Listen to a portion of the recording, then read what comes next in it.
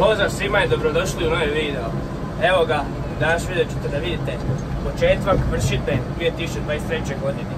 Polako krećemo sa žetvom ječma, znači prva žetva ove godine. Evo upravo idemo prema njivi, pa ćemo da krenemo, vidjet ćemo kako će to ići, je li uopće zrelo.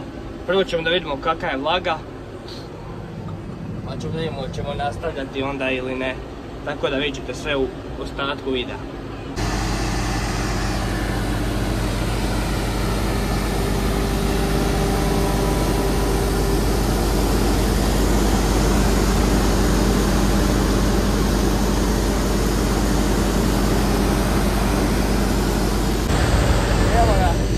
Možete vidjeti kako je žetva napreduje. Sad smo krenuli, obišli smo neka 3 kruga, evo kako ječam izgleda. Pa ćemo da vidimo.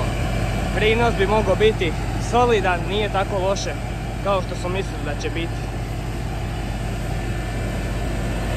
Nastavku videa, sjeli smo upravo u kombajn, pa idemo nekako da vidimo kako to radi. Gledamo retrovizor, da mi sječka radi, da ne bi slučajno stala i da mi zaguši kombajn.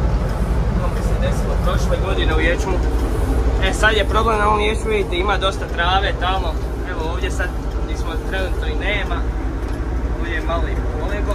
Nezgodno je voziti i snimati, što morate gledati na 100 stvari. Iza sječka radi, slušat kombajn zvuk. Tako da eto, ali vidite, sve u svemu dosta dobro ovaj ječam izgleda.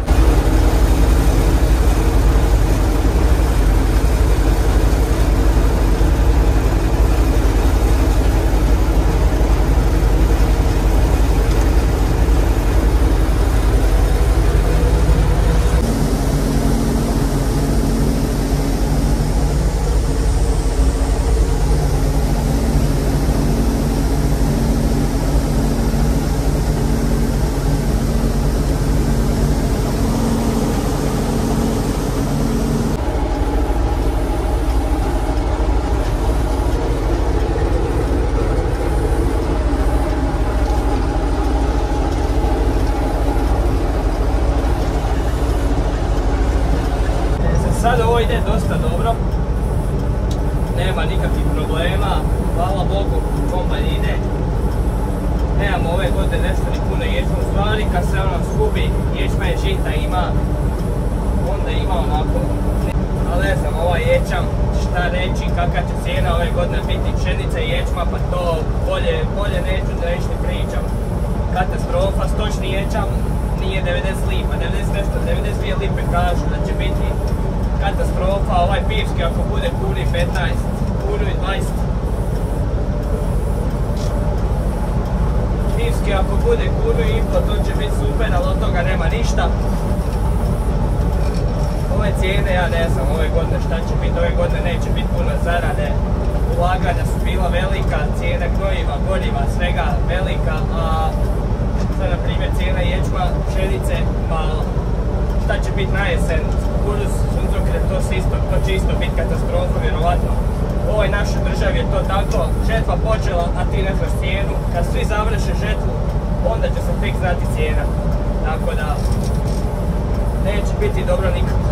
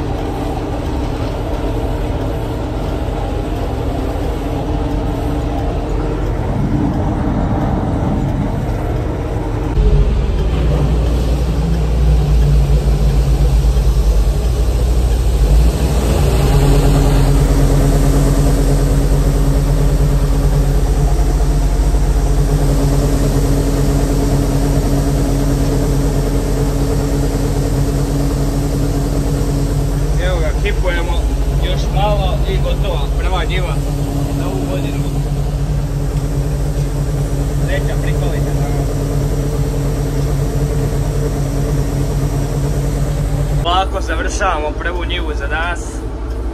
Malo je nekih 7 jutara danas. I išlo je jako dobro, nismo imali nikakvih problema.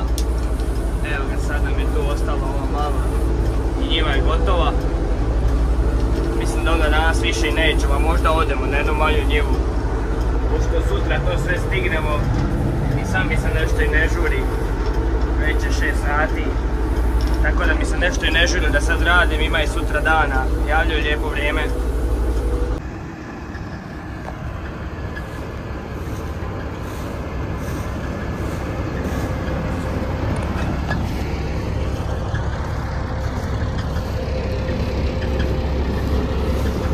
Evo nas u drugom danu žetve ječma. Ovako krećemo u njivu. Evo vidite kako je stanje ovdje. Poslije ću možda ja preuzeti kombajn, ne znam kako ćemo danas. Jučer smo bili u kombajnu. Ječama izgleda dosta dobro. Tako da vidit ćemo kako će biti situacija. Mogla je biti i bolja, ali kakva je godina.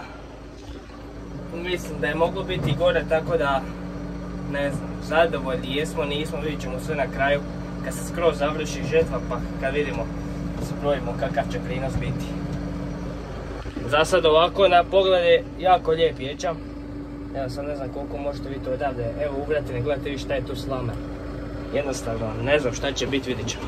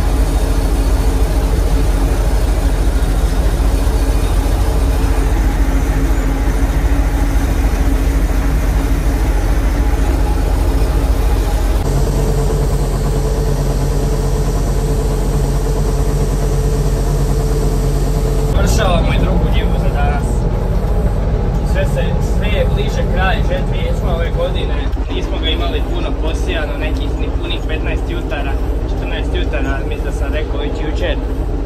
Tako da ovaj video će biti dva dijela, evo ga vidite. Ječam je lijep na oko, stvarno pa ga gleda se, preljep je. Nešto sam malo snimio s ove njive, vidit ćete.